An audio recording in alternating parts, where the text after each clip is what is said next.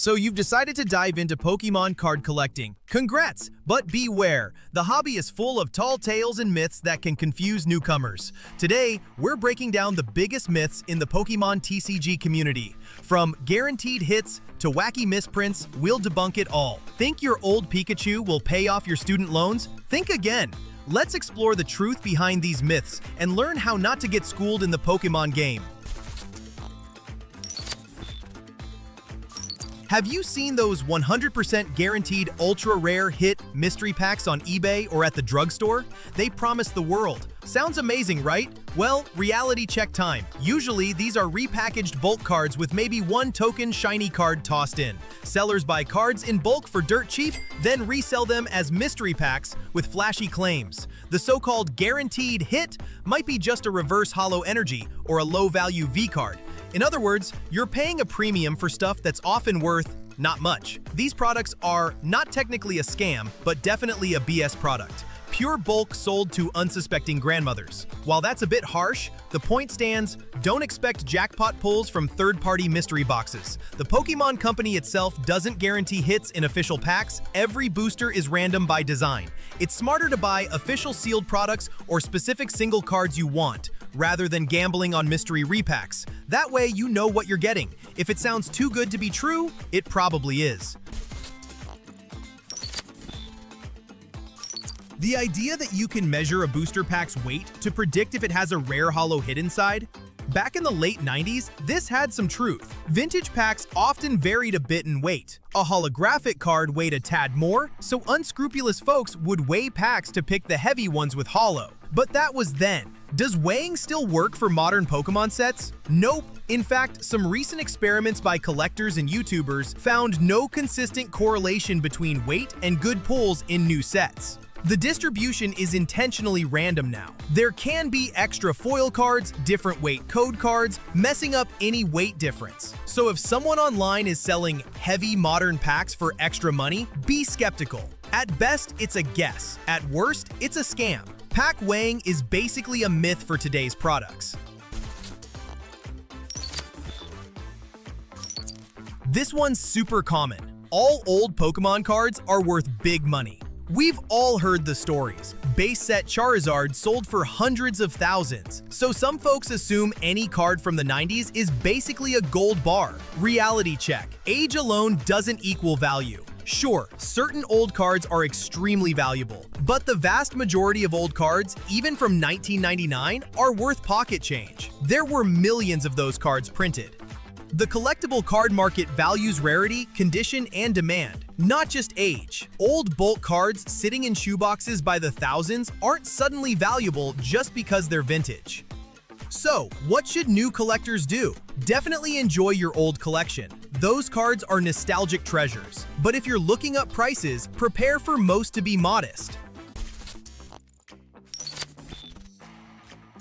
There's a myth that sending your cards to PSA or Beckett will magically make them worth more no matter what. The truth is, grading can boost value, but it's absolutely not a guarantee. In fact, grading the wrong cards can lose you money. Grading only significantly increases value if the card grades as gem mint, and if it was worth something to begin with. If you send in a common card or one in poor condition, you'll pay $20 in grading fees and shipping, and likely end up with a low-grade slab that no one pays a premium for. You must weigh the costs and risks. Grading fees, shipping, wait times, they add up. Common cards or low grades often sell for less than the grading cost. Watch my video on card grading companies if you want to know more about it.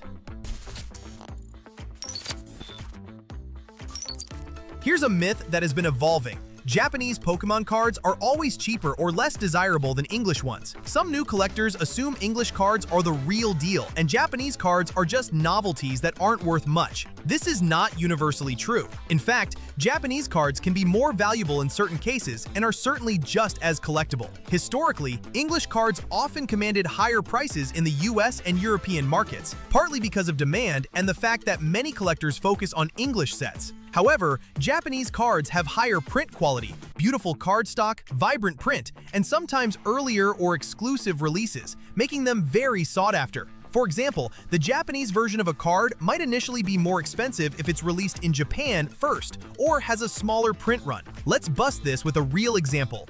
The Moonbryon Umbreon VMAX alternate art.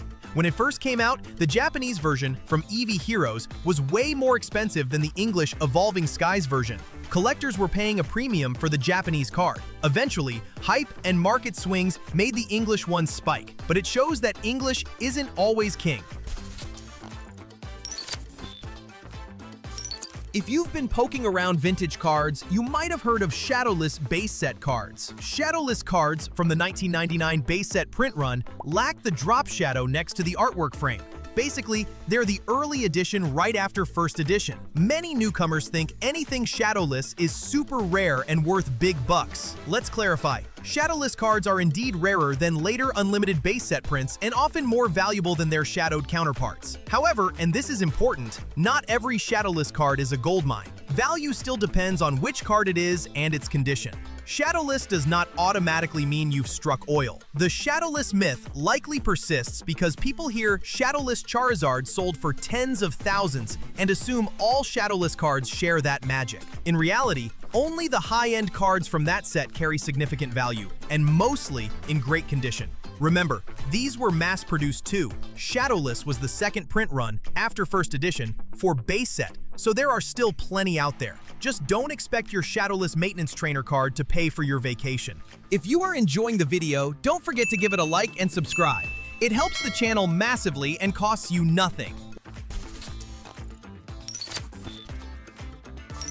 Pokémon cards being mass-printed sometimes have mistakes, miscut edges, upside-down backs, missing ink, you name it. There's a myth that any card with an error is extremely valuable. Only certain errors are highly prized by collectors. Many others are either common or not in demand, meaning they don't automatically make the card worth big money. For example, a famous error like the No Damage Ninetales from base set, which was printed without its damage value, is indeed worth a lot to collectors. But a random modern card with an off-center cut or a tiny ink blob might not fetch anything above its normal price, if that. New collectors might see that and think they've found a treasure. In summary, error cards are case by case. Some are treasures, most are just neat anomalies. If you find one, check resources to gauge if it's truly rare. And don't fall for listings of error card at crazy prices unless you verify the error's legitimacy and rarity. There you have it, 7 big myths in the Pokemon card hobby, debunked, deshadowed, and deflated. The common theme? Do your homework and keep a level head. This hobby is tons of fun, especially when you follow facts over hype. Thank you for watching. If you enjoyed this myth-busting adventure, give it a like and share with your fellow collectors. Have you encountered any funny Pokemon card myths or misconceptions? Let us know in the comments. Let's help each other out. Until next time, happy collecting and stay smart out there.